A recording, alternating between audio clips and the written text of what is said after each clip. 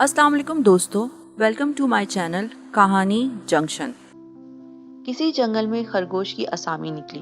एक बेरोजगार और हालात के मारे रीछ ने भी इसके लिए दरख्वास्त जमा करा दी। इत्तेफाक से किसी खरगोश ने दरख्वास्त नहीं दी थी तो इसी रीछ को ही खरगोश तस्लीम करते हुए मुलाजमत दे दी गई। मुलाजमत करते हुए एक दिन रीछ ने महसूस किया कि जंगल में रीछ की एक असामी पर एक खरगोश काम कर रहा है और इसे रीछ का मुशायरा और रीछ की मराद मिल रही है। रीछ को इस नाइंसाफी पर बहुत गुस्सा है। वो अपने कद काट और जिस्से के साथ बामुश्किल खरगोश का मुशायरा और मराद पा रहा है, जबकि एक छोटा सा खरगोश इसकी जगह रीछ होने का दावेदार बनकर मजे कर रहा है। रीछ ने अपने दोस्तों और वाकिफकारों से अपने साथ होने वाले इस जुल्म और ज्यादती के खिलाफ बातें की। सब दोस्तों ने उसे मशवरा दिया कि वो फौरन इस जुल्म के खिलाफ जाकर कानूनी कार्रवाई करे।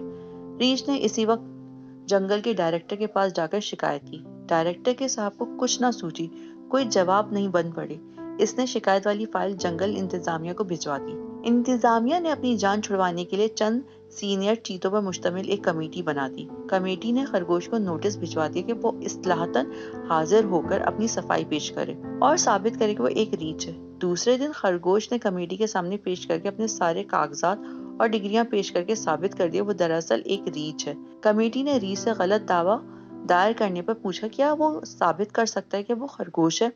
मजबूरन रीछ को अपने तैयार करदा कागजात पेश करके साबित करना पड़ा कि वो एक खरगोश है।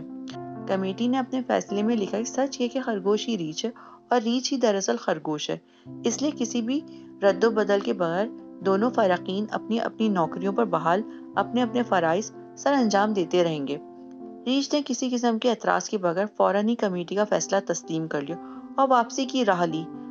रीछ के दोस्तों ने किसी चूहों चरा के बगैर इतनी बुज़दिली से फैसला तस्लीम करने का सबब पूछा तो रीछ ने कहा, मैं भला चीतों पर मुश्तमिल इस कमेटी के खिलाफ कैसे कोई बात कर सकता था और मैं क्यों कर इनका फैसला कबूल ना करता, क्योंकि कमेटी के सारे अरकान चीते दरअसल गधे थे, जबकि इनके पास ये साबित करने के लिए कि वो चीते हैं बाकायदा डिग्रियां और कागजात भी थे।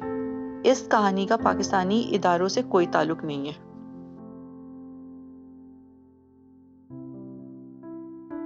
आज के लिए इतना ही।